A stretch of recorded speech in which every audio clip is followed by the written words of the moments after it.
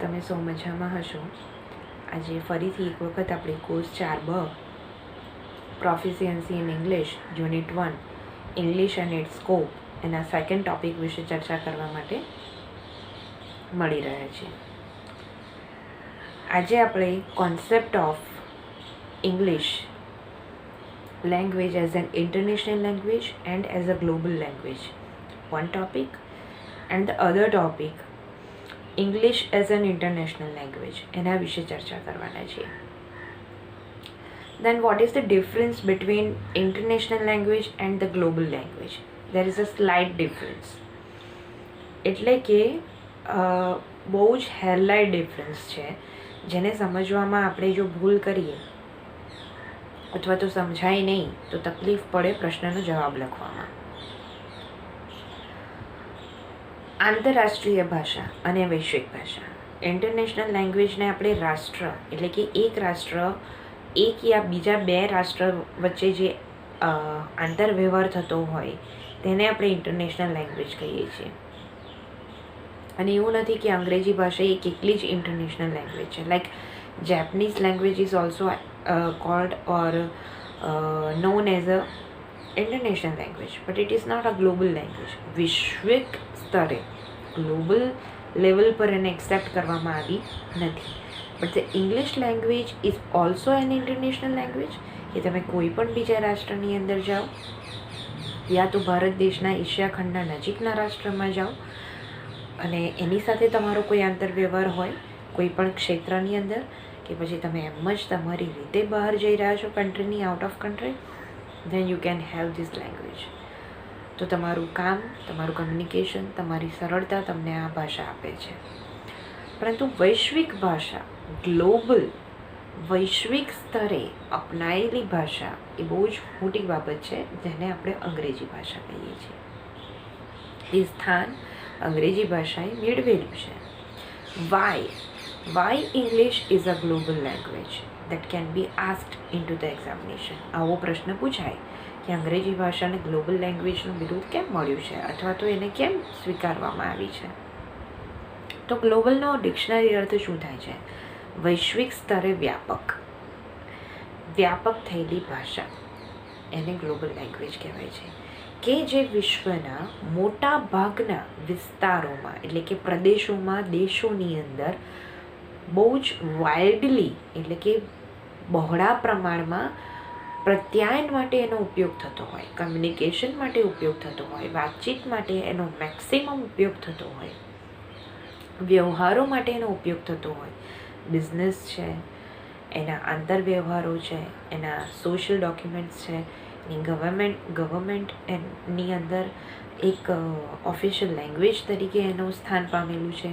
તો મોટાભાગની કન્ટ્રીઝની અંદર વિશ્વની એની અંદર અંગ્રેજી ભાષાએ એ મેક્સિમમ યુઝફુલ લેંગ્વેજ હોય અને એનું use as per the communication થતો હોય ત્યારે એને ગ્લોબલ લેંગ્વેજ કહેવામાં આવે છે. So it's used widely in all over the countries across the world, then only it's called the global language, and that is the English language. So here in your module there is some definition that we are going to discuss. કેટલીક definition છે આપણે જોઈ લઈએ. That a language gain a status as a global language when it has a special role that is recognized in each country of the world.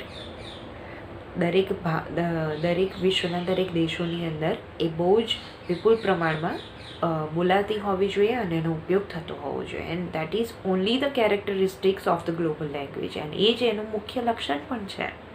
તમે જોશો નીચે કે દુનિયાના મોટાભાગના દેશોની અંદર આ ભાષા for the means of communication, પ્રત્યાયન માટે એનો મેક્સિમમ જ્યાં ઉપયોગ થતો હોય, બહોળા પ્રમાણમાં ઉપયોગ થતો હોય, વિપુલ પ્રમાણમાં ઉપયોગ થતો હોય ત્યારે જ તેને ગ્લોબલ લેંગ્વેજ કહેવામાં આવે છે.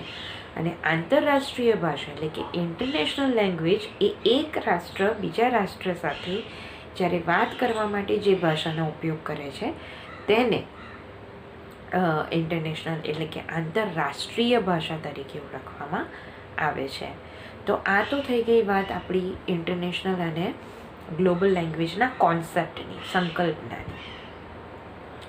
નાવ English as an international language, as a global language.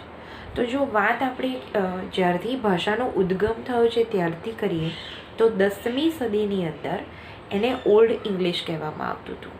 એટલે તમે જો બહુ જ જૂની નોવેલ્સ કે જૂની મૂવીઝ જોશો ને તો એની અંદર અમુક શબ્દો તમને આજે અંગ્રેજી આવડતું હશે છતાં પણ સમજમાં નહીં આવે. તો એને 10મી સદીનું ઓલ્ડ ઇંગ્લિશ કહેવામાં આવે છે.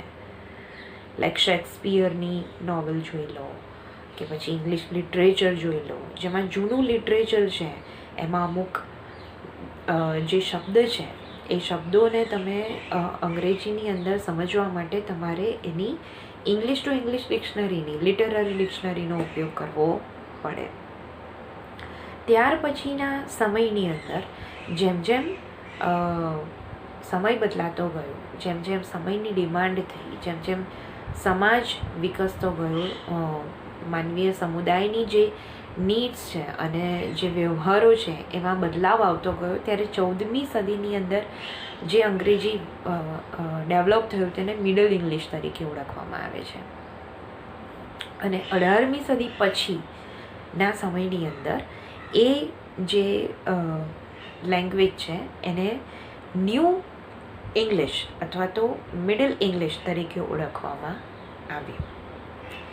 એટલે મોડર્ન ઇંગ્લિશ તરીકે જે લેંગ્વેજને ઓળખવામાં આવે છે એ જે છે એ અત્યારનો એરા છે, 21મી સદી, 21st સેન્ચુરીની અંદર આપણે જે અત્યારે અંગ્રેજી બોલી રહ્યા છે, બ્રિટિશ લેંગ્વેજ છે, આપણે યુરોપિયન લેંગ્વેજ તરીકે એનો ઉપયોગ કરીએ છીએ, that is called the modern English.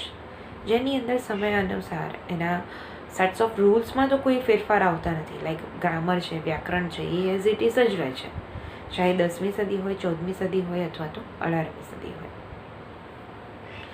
સો ક્રમશઃ old English, new English and the middle English, and now it is called the modern English.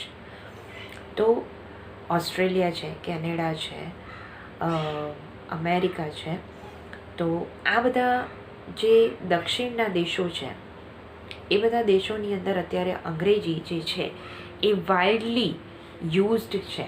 અને એટલા માટે એને ગ્લોબલ લેંગ્વેજ પણ કહેવામાં આવે છે, ઇન્ટરનેશનલ લેંગ્વેજ પણ કહેવામાં આવે છે. અને ટોપ 10 જે દેશો છે વિશ્વના, એ દેશોની અંદર હાઈ ફ્રિકવન્સીની અંદર લગભગ દરેક ક્ષેત્રોની અંદર અંગ્રેજી ભાષાનો widely communication as per the means of communication એનો ઉપયોગ કરવામાં આવે છે, જેનું લિસ્ટ પણ તમારા મોડ્યુલ્સની અંદર આપેલું છે એક ટેબલમાં. Now the thing is that કે international language and oblique the importance of the language, આ એક શોર્ટ નોટ તરીકે પણ એનો પ્રશ્ન પૂછાઈ શકે અને એઝ અ ક્વેશ્ચન પણ આપણે એને એ રીતે લઈ શકીએ કે as an international language or a global language or the importance of the English language. આ બંને પ્રશ્નોના જવાબની અંદર તમને જે થિયરી પેજ નંબર તમારા મોડ્યુલની અંદર 5, 6, 7 અને 8 આપેલું છે એ થિયરી તમને ત્યાં કામ લાગશે. એટલે આ બંને પ્રશ્ન પૂછાય તો જે આપણે ચર્ચા કરવાના છીએ હવે નેક્સ્ટ લેક્ચરની અંદર, એ તમે એ બંને પ્રશ્નોના જવાબની અંદર લખી શકો. ફરીથી કહું છું, English language as an international language and the importance of the language, English language. તો આ બંને પ્રશ્નો એઝ અ શોર્ટ નોટ પૂછાય અથવા તો પ્રશ્ન સ્વરૂપે પૂછાય તો તમારા મોડ્યુલની અંદર 5 થી 8 પેજની અંદર જે થિયરી આપેલી છે એને તમે એના ઉત્તરમાં લખી શકશો. નેક્સ્ટ લેક્ચરમાં આપણે એ જોઈશું કે ઇંગ્લિશ લેંગ્વેજનું ઇમ્પોર્ટન્સ કેમ ગ્લોબલી છે, કેમ ઇન્ટરનેશનલી છે, why it is a like that. તો એના કેટલાક પોઈન્ટ્સ આપણે ડિટેલમાં ચર્ચા કરીશું, like it is a computer language, it is a science language, it's a research language, it's a professional language, it is a corporate language, it's a computer language. એનો importance આપણે ડિટેલમાં ડિસ્કસ કરીશું, right. So this is what questions you can go through. તમે અત્યાર સુધી જેમ જેમ વાંચો અને નોટ્સ કરો તો આ બાબતોનું પાછળ અધ્યયન પણ કરતા રહેશો, જેથી તમે એને ભૂલી ના જાઓ. અને દરેક પ્રશ્ન એકબીજા સાથે જોડાયેલો છે. એટલે નેક્સ્ટ લેક્ચરની અંદર આપણે આ જ ચર્ચા કરવાના છે. આજે આપણે જેનો અર્થ જોયો તે છે ગ્લોબલ લેંગ્વેજનો અને ઇન્ટરનેશનલ લેંગ્વેજનો. And English is both international language and the global language, right? So stay safe and goodbye till the next lecture. Thank you.